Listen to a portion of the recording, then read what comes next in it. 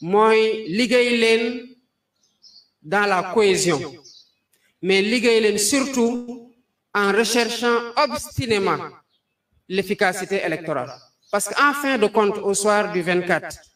il y aura un victorieux et des vaincus qui n'auront peut-être pas démérité. Et nous, jóguñu pour bokk ci ñoo xamantene dañ leen di wax ni vous n'avez pas démérité. Dañuy dem ci élection bi pour gagner ko parce qu'on n'a pas à mettre ou à livrer les mêmes batailles ñuy livrer et le coup bi nga xamantene mom lañu coûté récemment. Ma tégal ko nak wax ko né quel que soit lu xew, élevons-nous toujours au-dessus de nos propres personnes et au-dessus de toutes les contingences et les divergences. Waaye nu ñu élevé wu nañu Sénégal team askanu Sénégal team ñu intérêt Sénégal team ñu te gëm naa ne avec une conviction forte que loolu mooy li nga xamante ne mooy buum bi ñun ñëpp jàpp ba tax ñu bokk booloo fasante ci lii muy coalition Diomaye président. Fi mu nekk nag li ci des bariwul waaye un leader mooy koo xamante ne aussi il est appelé à relever des défis, à gérer des situations complexes et à faire preuve en toutes circonstances d'une capacité d'adaptation extraordinaire. Parce que ci loolu mooy le secret de la réussite des grands hommes. Et vous êtes tous de grands hommes. Vous êtes toutes de grandes dames yoo xam ne je ne doute pas un instant que nous allons ensemble relever défis yi nga xamante ne ñoo nekk suñu kanam ci jamono gii ñu nekk. Défis yooyu nag ñaar la ba ñett bi ci jiitu mooy mbir mi demee na noo xamante ne amuñu temps di war pour battre campagne ci afia coobare gi ñu ko namee woon a defee. Donc on est obligé de nous adapter. Benen défi ñëw dolee ko ci mu nekk contrainte muy koor nekk ci période tàngoor ñu war a dugg à l'intérieur du pays où elle fera encore beaucoup plus chaud. Mais défi boobu tamit comme beneen défi bi dañ ko bokk ak ñeneen ñi nga xamante ne tamit ñoo nekk présentement sur le terrain ñuy xëccoog ñoom lii di élection présidentielle 2024. Mais je vous fais totalement confiance. Je fais totalement confiance à notre engagement ñun ñëpp, à notre dévouement à cette cause et à notre abnégation pour ñu matal li nga xamante ne moom moo ci des. Ni ko coordinatrice bi doon waxee sànq, superviseur général bi, une élection n'est jamais gagnée d'avance. noo am yaakaar googu daf la war a tax lépp loo am. Lépp loo mën ak loo mënul nga def ko ci pour bana am benn yoon fooy roccoo lu tax defoo plus que ce que tu aurais pu faire ou ce que tu aurais dû faire. Beneen bi mooy beneen contrainte bu ñu bokk ak ñu bari mooy les contraintes matérielles et financières moyens yi forcément dina manquer. Mais c'est là aussi où je fais confiance au génie de chacun. Parce que le génie, pour reprendre la formule de l'autre, c'est faire des résultats extraordinaires avec des moyens limités. On va devoir faire preuve de ça et on fera preuve de ça pour arriver au résultat que nous avons convoité. Di ñaan ku ne ci ñun nag bu jafe-jafe amee bu xiif amee ci njoobeen ci ñi sant baaji ak sama nijaay yi sant Diouf yenn saa yi xol yi mën na gaaw a tàng ci divergence yu normal ci gis-gis yu waroo ci coono goo xamante ne day waral énervement mais sachons faire preuve de résilience dans l'épreuve et sachons faire preuve de compréhension mutuelle et de tolérance mutuelle. Ci weeru koor lañ nekk le contexte se prête à beaucoup d'énervement parce que xiif moom gis ngeen ko ci circulation bi ak lu mu àndal ak mar coono wax noppi bu fekkee ne nag li nga nama def ak yéene gi nga ci am na loo xamante ne sooxe na ci ay moyens loolu rek moo mën a nekk lu koy matal waaye gëm naa ne li nga xamante ne mooy suñu ligne de mire di suñu rétroviseur ñu koy woowee le projet te muy doon Sénégal mooy ñuy soññ tout le temps di ñu aider à ce que ñu am cet esprit de dépassement pour rechercher toujours le point de convergence bu ñuy tax ñu am des compromis dynamiques qui nous permettent d'avancer vers le résultat victorieux auquel nous aspirons tous. maa ngi leen di wax sama gëm-gëm ne élection bii dañ koy gagner incha allah au premier tour.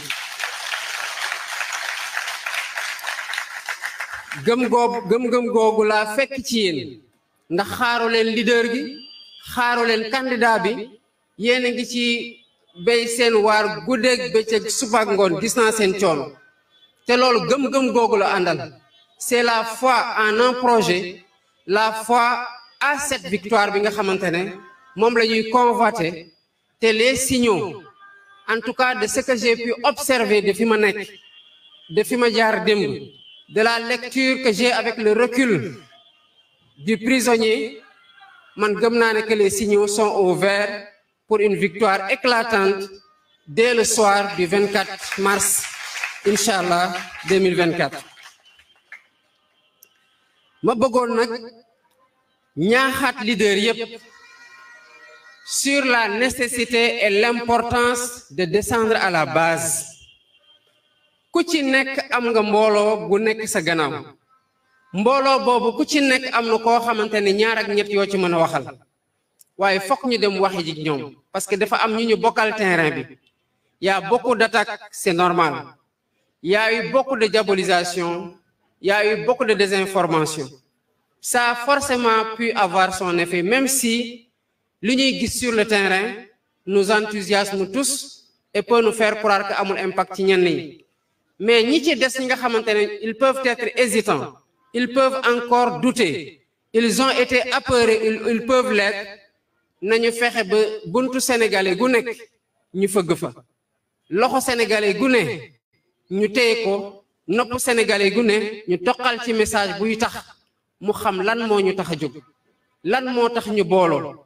lan moo tax xaaruñu kenn ci lenn ba toog coalition bi nga xamante ne dans l'histoire du Sénégal gëm naa ne mosul am une coalition d'un parti d'opposition buy dem élection am lii ñu am tey kon ñu sante ko yàlla bu baax a baax a baax.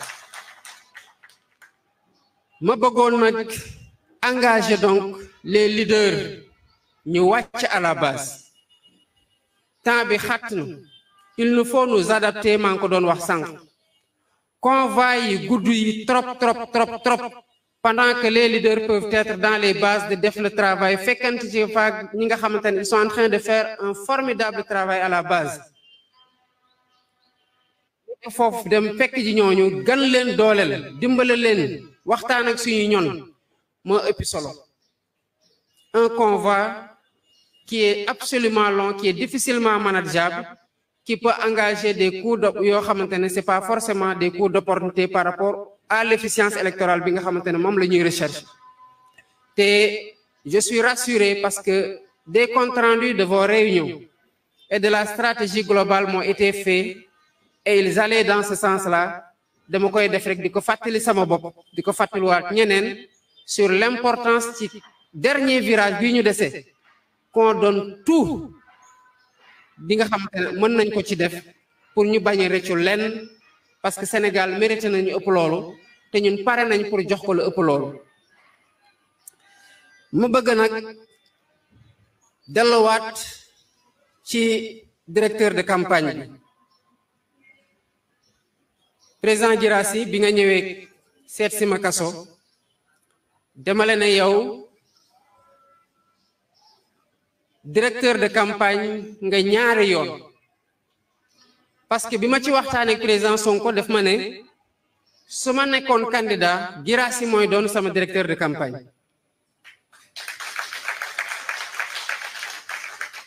mu ne ma waaye imposé wu ma la ko ma ne ko ci ñi ma doon xalaat ci ay directeur de campagne ñu bari mën nañ ko mais Guirassy tamit pratiqué naa ko un tant soit peu au sein de Yewwi Askan Wi et au sein du conseil de médiation et d'arbitrage te ku ci ne am na loo xamante ne évaluer la ci suivant mes critères te nekk na ku ma naw ci conciliation ci vision ci pondération pour mën a boole ñëpp njaboote ñëpp pour que coalition bi mën a dox nu mu war a doxee kon seede yi ñu def ci yow ci ni nga téye mbir mi ànd ceeg waa Pastef parce que c'est la formation sook ngeen mën a liggéey ba dalal ñeneen ñi ba ñu mën a gis seen bopp ci coalition ba ñu toll fii loolu dara bett ma ci dem la ci jaajëfal bu baax a baax te di la ñaanal ni may ñaanalee ñëpp yàlla continue may tal ak fekk ak wér gu yaram ba li ci des ñu mën ko matal incha allahu rabbi ak ndam gi ñuy ñaan yàlla te di ko sabablu bu baax a baax ma bëgg a jeexalee nag ci président Ousmane Sonko mënuma woon bañ a jeexale ci moom parce que dafa am loo xamante ne foog ma wax ko seen kanam yéen leaders yi ngeen am la primeur de cette information là président Sonko parti politique boolewuñu président Sonko dama ko fekk mu nekk sama aîné à la direction générale des impôts et des domaines du moom rek a fa sant Sonko du moom rek a sant Sonko Sénégal mais nit bu demee ba ca biir koñ biir dëkk biir réew boo waxee sant bi nga xamante ne bokk na ko ñu bari ñu xalaat kenn kooku am na lu ko waral